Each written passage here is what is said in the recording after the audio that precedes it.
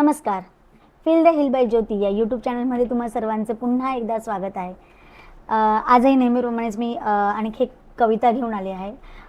Actually विषय तोच आहे जो मागच्या व्हिडिओमध्ये होता. पण ही कविता मला कशी सुचली आणि मी का लिहिली हे मी तुम्हाला कवितेच्या वाचनानंतर सांगेन. ॲक्च्युली मी अशा प्रकारच्या कविता लिहिते ज्या प्रसंगातून मी स्वतः गेले आहे. ते प्रसंग माझ्यासोबत घडलेले आहेत किंवा एखादी घटना जी समाजामध्ये घडते आणि त्याच्यानंतर मला काही गोष्टी सुचतात आणि मग त्या मी पेपरवरती लिहिते. म्हणजे कल्पना करून, म्हणजे इमॅजिनेशन करून की बाबा फ्युचरमध्ये असं घडेल किंवा हे असं घडेल, असं घडावं, ह्या अशा पद्धतीच्या कविता लिहिण्यात मला तितकंसं यश अजूनपर्यंत आलेलं नाही आहे. अर्थात मी प्रयत्न करेन, पण आजूबाजूला इतक्या घटना घडत असतात, इतक्या गोष्टी आपल्यासोबत होतात, दैनंदिन जीवनामध्ये घडत असतात, अगदी किचनमध्ये काम करत असताना सुद्धा घडतात. आता त्या सगळ्या गोष्टींचं एक वर्णन लिहायला गेलं तर मग माझ्याकडनं एक कविताच बनून जाते.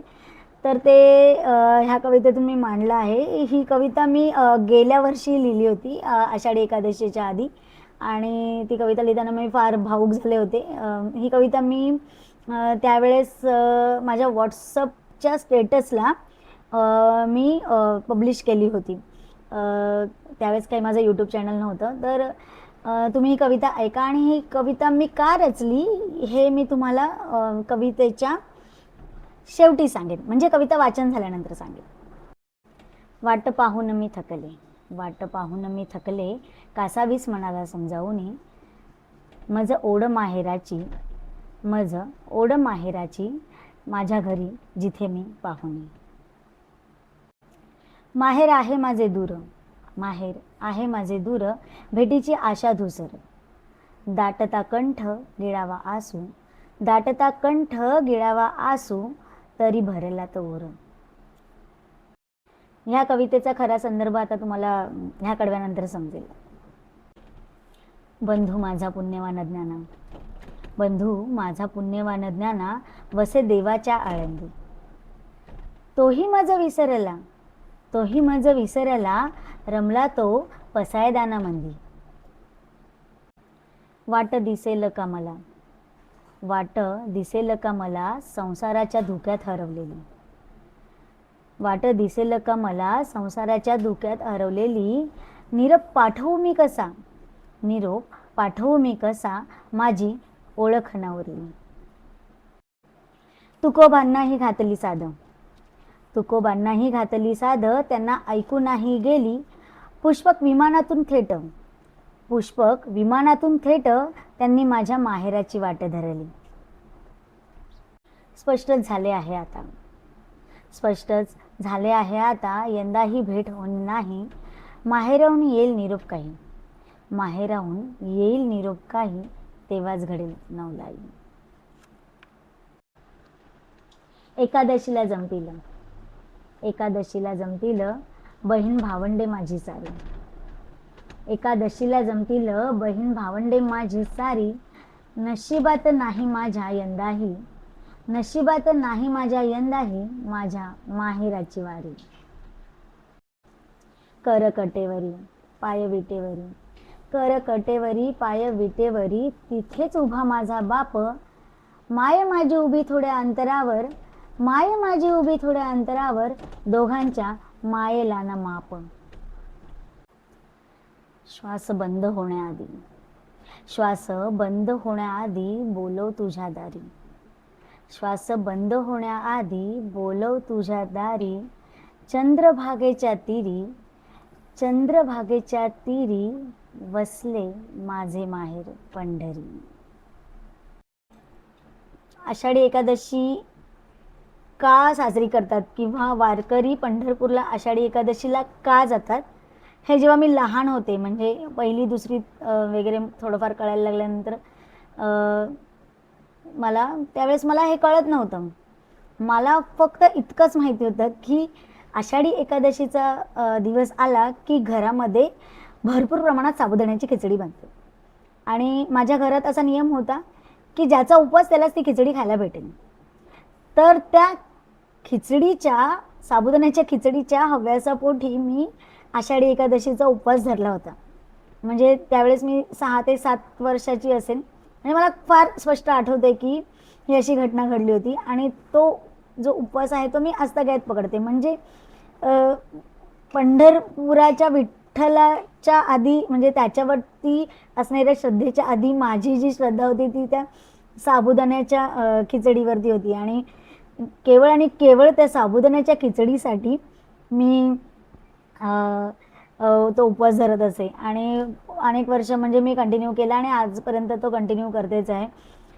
हळूहळू मग मला या एकादशीचं महत्त्व कळायला लागलं. मग त्याच्यानंतर प्रत्येक महिन्याला येणारी एकादशी, कार्तिकी एकादशी जी अतिशय महत्त्वाची मानली जाते, ह्या सगळ्या गोष्टींचं हळूहळू महत्त्व गेलं.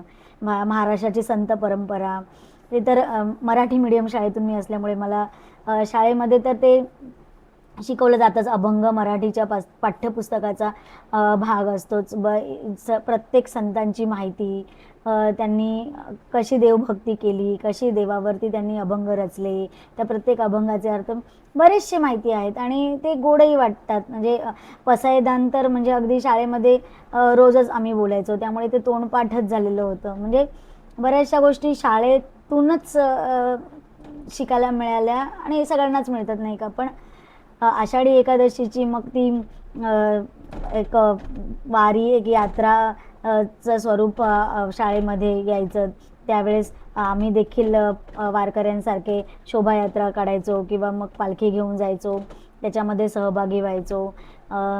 याशिवाय जिथे मी क्लासला जात होते त्या आमच्या क्लासचे सर भजन मंडळात होते आणि त्यांचा संपूर्ण जो ग्रुप होता ते अनेक वेळेला म्हणजे पालखी घेऊन त्यांचे सगळेजण पूर्ण म्हणजे जिथे मी राहत होते त्या पूर्ण भागामध्ये ते फिरायचे आणि बराच मोठा समुदाय असायचा. आणि मग ते एकदम ट्रेडिशनल पद्धतीने म्हणजे टाळ धरत रामकृष्ण हरी म्हणत किंवा विठ्ठल विठ्ठल जय हरी म्हणत ते सगळीकडे फिरत राहायचे आणि ते इतकं छान वाटायचं.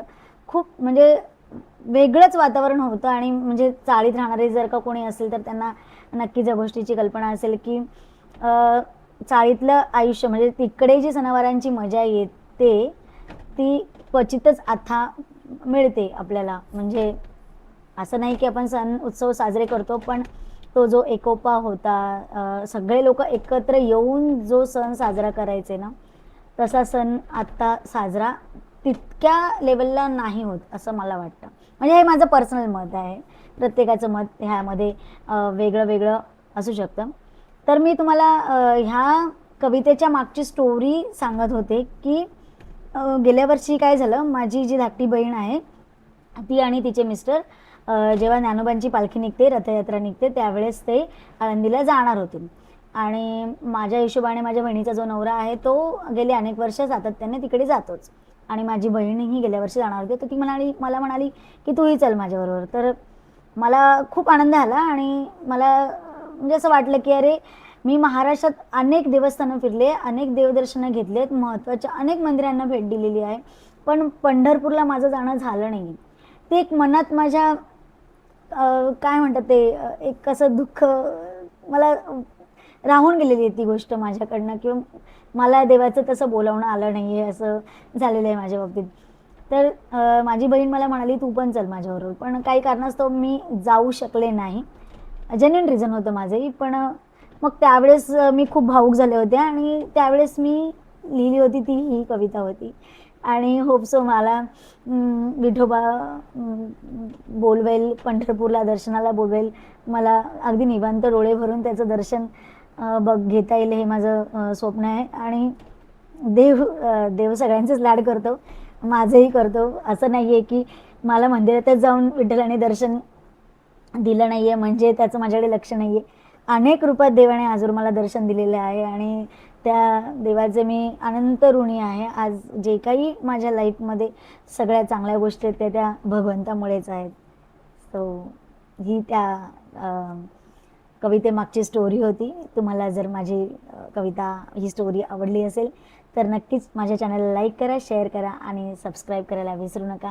आणि कमेंट तर जरूर करा, कारण मला कळत नाही आहे की मी कितपर्यंत तुमच्या आशा अपेक्षांना पुरते, की म्हणजे माझं जे लिखाण आहे, माझी जी बोलण्याची शैली आहे ती तुम्हाला आवडते आहे का, की मी आणखी काही वेगळं केलं पाहिजे का, हे मला सजेशन देखील हवे आहेत. तर प्लीज कमेंट नक्की करा. थँक्यू.